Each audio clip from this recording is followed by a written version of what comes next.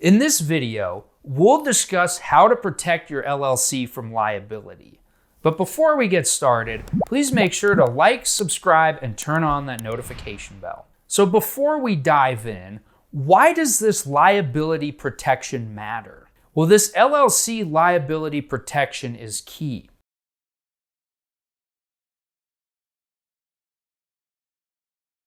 Liability protection in place. You very well could lose everything. You're gonna need to protect yourself from two different types of attacks. The first type of attack is the inside attack, and this liability company itself. So in other words, if a claimant sues the LLC, they're gonna try to reach the assets inside of it. However, that claimant may try to pierce the corporate veil to reach your personal assets. But in order to prevent this, you'll need to have lots of business protection in place. And these include things like legal protection and financial protection. Because if you have them in place, it's unlikely that a piercing of the corporate veil will happen. And this applies to both small businesses as well as real estate investors. And the second type of attack is the outside attack.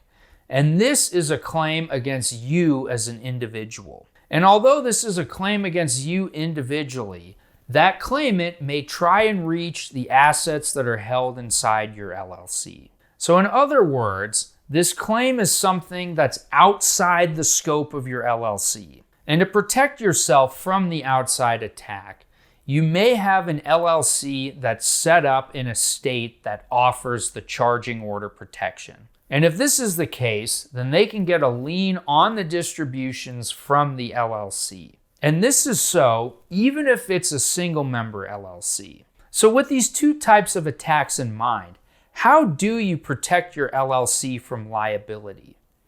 Well, there's a few things that you can do depending on the type of attack that you face. If you're subject to the inside attack, there are a few things that you can do to protect your LLC. The first thing to do is to have insurance policies in place. My dad always says that insurance is the first line of defense in the inside attack. And when you're facing a claim, it's certainly true. And there are many different types of business insurance policies that you can have. They include general liability insurance, commercial property insurance, workers' compensation insurance, professional liability insurance, as well as cyber liability insurance. And you'll want to speak with a knowledgeable insurance broker or insurance agent. After all, there are many different types of business insurance policies to consider here, depending on the type of business that you have. And the second thing you can do when facing an inside attack is by following the corporate formalities. Now, it's worth mentioning that insurance companies have economic incentives to not cover every claim. And if they don't, then the claimant may try to pierce the corporate veil to hold you individually liable. And if they try to pierce the corporate veil, you're going to need to make sure to follow the corporate formalities. Now, I must say that there's a lot of formalities that you're going to need to follow, but they're very critical because what they show is that you're treating your business affairs and your personal affairs differently.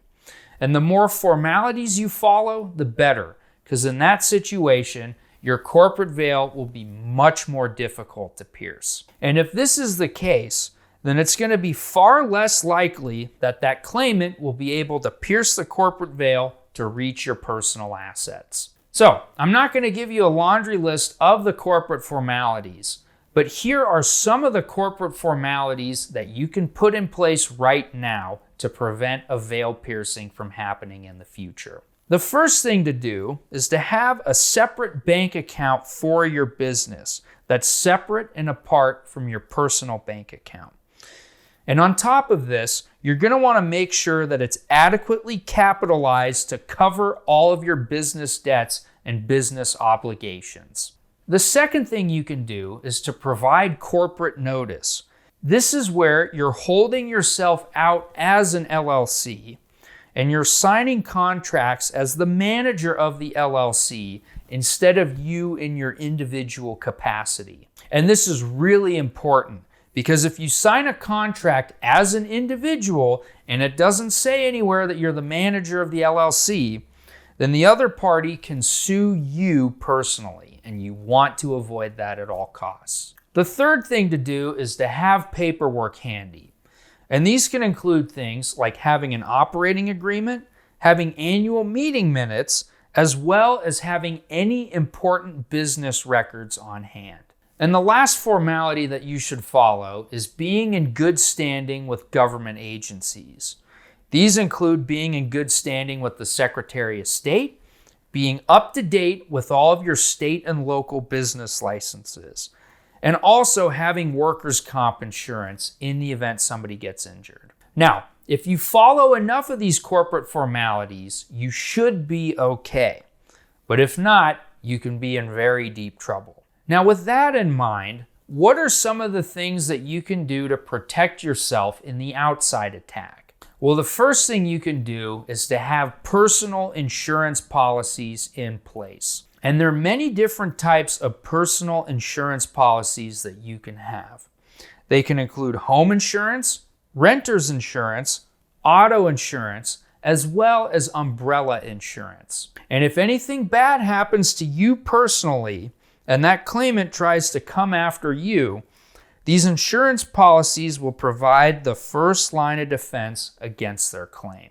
But if they don't, then there's something else that you can do to put your personal assets out of reach. Here, you can place your personal assets in an LLC that's in a state that offers the charging order protection. And two of these states include Nevada and Wyoming. And the nice thing here is that this LLC can hold title to many different types of assets. They can include stocks, bonds, crypto, and other paper assets. But in addition to that, they can also be a holding company for real estate investments. So why does all of this matter? Well, if these personal assets are held in your individual name and a claimant were to sue you personally and win in court and get a judgment against you, they could force you to sell those assets to satisfy their judgment.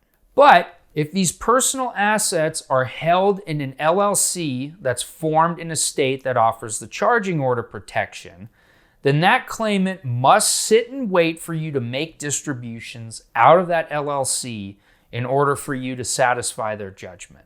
And in that situation, the claimant can't force you to sell your personal assets.